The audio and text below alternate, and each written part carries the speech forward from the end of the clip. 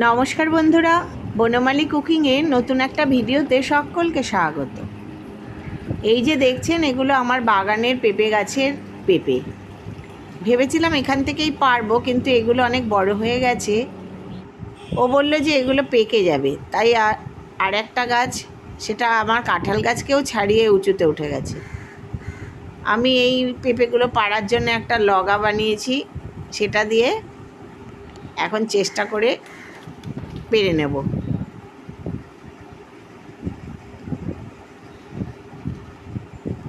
এই গাছের পেঁপে দিয়ে আজকে একটা আমি রেসিপি দেখাবো, যেটা খেতেও সুস্বাদু এবং সহজে করাও যায়। আমি গাছ থেকে দুটো পেঁপে পেড়ে নিলাম, সেগুলো ধুয়ে নিয়েছি। এবার এগুলোর আমি ভালো করে খোসা ছাড়িয়ে নেব। আমি খোসা ছাড়িয়ে নিলাম। আর এই পেঁপেগুলোর একটা বিশেষত্ব হচ্ছে, কোনো বীজ এই পেঁপের মধ্যে হয় না। আমি সাধারণ ঘষুনি দিয়ে এই পেঁপেগুলো পুরো কুড়িয়ে নেব। এবার কড়াইতে গ্যাস জ্বালিয়ে কড়াইতে তেল দিয়ে দেবো। আমি সর্ষের তেলে এই রান্নাটি করছি। কিছু চিনেবাদাম ভেজে আগে তুলে নেব। আমি সর্ষের তেলে করছি, কিন্তু এটা সাদা তেলেও ভালো হয়। আপনারা যদি মনে করেন তাহলে সাদা তেলেও আপনারা করতে পারেন। আমি বাদামগুলো লাল লাল করে ভেজে তুলে নেব।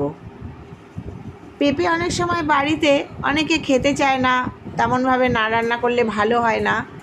কিন্তু এই রেসিপিটি, এই কুড়িয়ে নিয়ে যে পেঁপে ঘন্ট করা, সেটা খেতে যেমন সুস্বাদু হয়, তেমনি বলে না দিলে বাড়ির লোক অনেক সময় বুঝতেও পারবে না যে এটা পেঁপের ঘন্ট। তাই জন্য অনায়াসেই যদি মনে করেন বাড়িতে পেঁপেকে খাওয়াবেন, তাহলে এইভাবে করতে পারেন। বাদাম তুলে নিয়ে আমি ওই তেলে দিয়ে দিলাম একটি শুকনো লঙ্কা এবং একটা তেজপাতা ছিঁড়ে দিয়ে দিলাম, আর দেব অল্প একটু গোটা জিরে। এই ফোড়নটা হয়ে গেলে এই যে পেঁপে এইভাবে আমি পুরো কুড়িয়ে নিয়েছি, এই পুরো পেঁপে আমি এবার এই তেলের মধ্যে দিয়ে দেব। পেঁপেগুলো পুরোটাই আমি দিয়ে, পেঁপেটা এবার মাঝারি আঁচে রেখে ভালো করে নেড়ে চেড়ে রান্না করতে হবে। এটা যত মজে যাবে তত খেতে সুন্দর হবে। আর না হলে পেঁপের একটা যেমন গন্ধ থাকে, ভালো করে না করলে, না কষিয়ে করলে সেটা গন্ধটা থেকে যাবে। তাই ভালো করে এটা কষাতে হবে। আর এইভাবে নেড়ে চেড়ে মিশিয়ে দেওয়ার পর আমি দিয়ে দিলাম এখানে 1 চামচের 4 ভাগের 1 ভাগ লবণ এবং আন্দাজ মতো হলুদ। লবণ আর হলুদ দিয়ে দুটো কাঁচা লঙ্কা দিয়ে দিলাম। এবার এই নুন এবং হলুদ ভালো করে পেঁপের সাথে মিশিয়ে নেব। আপনারা আপনাদের স্বাদ অনুযায়ী ঝাল দেবেন। যেহেতু পেঁপে একটা ঠান্ডা তরকারি, তাই জন্য খুব ঝাল হলে খেতে তেমন একটা ভালো হয় না, আর উপকারীও পেঁপে বটে। তাই জন্য খুব ঝাল ঝাল করে আমি এটা করি না, অল্প হালকা ঝালেই করি। তবে আপনারা আপনাদের স্বাদ অনুযায়ী লঙ্কা দেবেন। এবার দিয়ে দেবো 1 চামচ আদা বাটা। আদা বাটাটাও আমি এর সাথে ভালো করে মিশিয়ে নেব। এই রান্নাটা একটু সময় নিয়ে করতে হয়। খুব বেশি আঁচে করলে যেমন পুড়ে পুড়ে যাবে, লেগে যাবে, একটা স্মেল চলে আসবে, তেমনি একেবারে গ্যাস কমিয়ে কমিয়ে করলেও ভালো হবে না। মাঝারি আঁচে রেখে এর জলটাকে টানিয়ে আস্তে আস্তে করে করতে হবে। কিন্তু করার পরে তখন আর এই পরিশ্রমটা পরিশ্রম মনে হবে না। আপনি খেয়ে বুঝবেনই না যে এটা পেঁপে নাকি অন্য কিছু। এবার আমি একটা মশলা দিলাম, যেটা হচ্ছে শুকনো খোলায় ধনে এবং জিরে ভেজে নিয়েছি, ভেজে সেটা শিলে বেটে নিয়েছি। সেই মশলাটা 1 চামচ পরিমাণ এখানে দিয়ে দিলাম। এটাও ভালো করে আমি মিশিয়ে নেব। এটা কাঁচা মশলা নয়, এটা হচ্ছে শুকনো খোলায় ধনে আর জিরে ভেজে নেওয়া।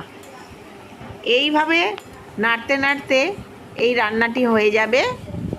আর খুব ভালোভাবে পেঁপে দেখুন মিশেও যাবে আর খেতেও খুব সুস্বাদু হবে। যারা নিরামিষ খান বা অনেক সময় অনেক বাড়িতেই একদিন নিরামিষ খাওয়া হয়, সেক্ষেত্রে এটা কিন্তু একটা উপাদেয় খাবার। এই সময় আমি এতে 1 চামচ চিনি দিয়ে দিলাম। নিরামিষ তরকারি একটু মিষ্টি মিষ্টি হলে ভালো হয়, আর এই পেঁপের ঘন্ট একটু মিষ্টি হলেই ভালো লাগে খেতে। চিনিটা গলা পর্যন্ত একে মিশিয়ে নিতে হবে ভালো করে। চিনির সাথে এই ঘন্টটা মিশিয়ে নিলাম। এবার যে চিনেবাদাম ভেজে রেখেছিলাম, সেই চিনেবাদামটাও আমি এবার দিয়ে দেব। চিনেবাদামটাও এবার এর সাথে একে একে ভালো করে মিশিয়ে নেব। এই ধরনের রান্নাতে যখন এরকমভাবে একসাথে হয়ে আসবে, তখন মনে হবে রান্নাটি প্রায় হয়ে এলো। আমার রান্নাটিও এবার হয়ে এসছে। আমার এই চ্যানেলে যে সকল রান্না আমি দিই, তা যদি আপনাদের ভালো লাগে তাহলে প্লিজ লাইক, কমেন্ট এবং শেয়ার করবেন। সাবস্ক্রাইব করে আমার পাশে থাকবেন। আমার পেঁপে ঘন্ট প্রায় হয়েই গেল। এবার আমি নামিয়ে নেব। অনেকে এই পেঁপে ঘন্টে লাস্টে ঘি এবং গরম মশলা ব্যবহার করেন। আমি এক্ষেত্রে একটু অন্যরকম জিনিস দেব।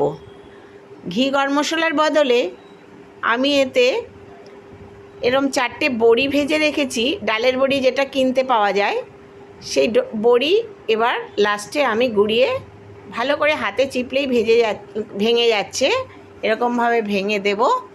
আর দেব কুচিয়ে রাখা কিছু ধনেপাতা। এই রকমভাবে বড়ি এবং ধনেপাতা দিয়েও খেতে খুব ভালো লাগে। একবার করে খেয়ে দেখবেন। ধন্যবাদ।